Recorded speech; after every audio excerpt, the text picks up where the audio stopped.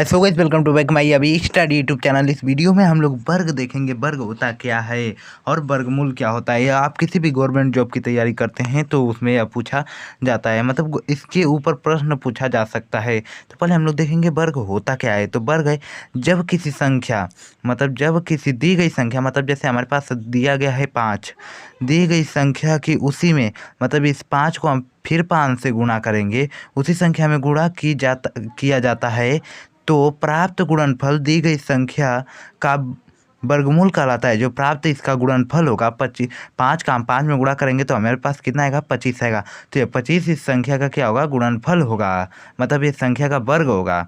तो यही हमको यहाँ पर दिया है 7, उदाहरण में दिया है 7 का वर्ग, और 7 का देखिए 7 में गुणा किया है, जो वर्ग आया है 49 आया, तो इसका जो वर्ग होगा वह 49 होगा। उसके बाद है वर्गमूल। अब हम लोग देखें वर्गमूल क्या होता है।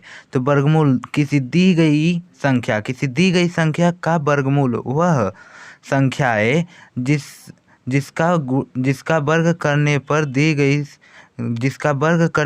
गई संख्या प्राप्त होती है। इसके चिन्ह प्रदर्शित किए गए हैं। जैसे द्वारा यहाँ पर दिया उदाहरण में 16 का वर्गमूल हमें लिखा है। अब हम लोग हिंदी में तो लिखेंगे नहीं कि 16 का यह वर्ग है या वर्गमूल है। तो यहाँ पर हमको 16 का वर्गमूल दिया है, तो अब हमको जैसे लिखना है कि 16 का वर्गमूल, तो हम डायरेक्ट यहाँ पर हमको इस तरह पूछेगा, कड़ी में 16 लिख कर पूछेगा, कड़ी में 16। तो यहाँ पर देखिए कड़ी में 16 को हम जब कड़ी से बाहर निकालेंगे, इसको हम उसी संख्या में तोड़ देंगे। तो इसकी संख्या में कैसे तोड़ेंगे, तो देखिए इसका हम कितने बार गुणा करेंगे कि इस 16 प्राप्त होगा। तो दो का आप दो करके गुणा कर सकते हैं जैसे, और नहीं तो डायरेक्ट 4 का 4 में गुणा करेंगे तो 16 आ जाएगा। तो जब कड़ी से बाहर निकालेंगे तो एक संख्या बाहर आ जाती है, एक संख्या अंदर आएगी, तो इसका मान बाहर आ जाएगा 4। अब हम लोग देखेंगे वर्गमूल कैसे निकालते हैं।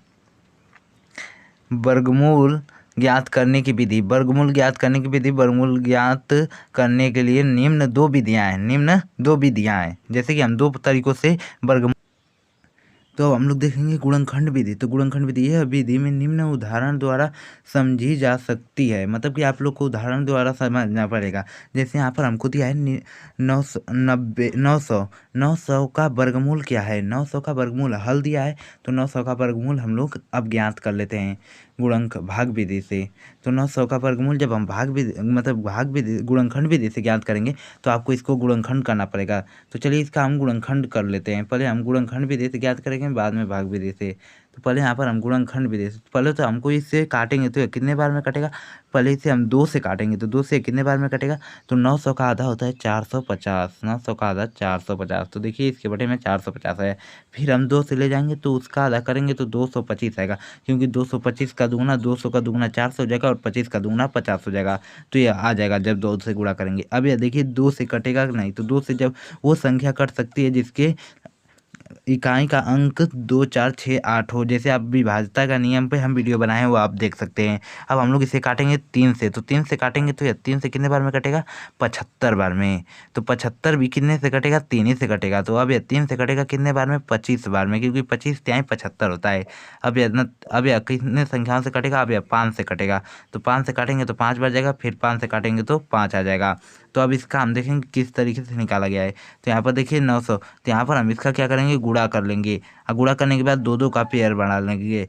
तो एक पेयर इस तरीके से, 2 पेयर 3 पेयर बन गया। तो अब हम इन पेयरों में से एक एक संख्या निकालेंगे। चाहे जैसे यहाँ पर देखिए, यहाँ पर यह कड़ी में कर दिया है, तो आप चाहे कड़ी में करें, चाहे ये पेयर में से सिर्फ एक एक संख्या लेनी है। तो हम यहाँ पर देखिए 2 कितने हैं, एक पेयर है 2 का, तो 1 2 लेंगे। 3 का कितना पेयर है, एक पेयर है, तो 3 लेंगे, और 5 का भी एक पेयर है। अब इसका गुणा करेंगे तो 2 का 3 में गुणा करेंगे 6, और 6 का 5 में करेंगे तो जो इसका मान आएगा वह 30।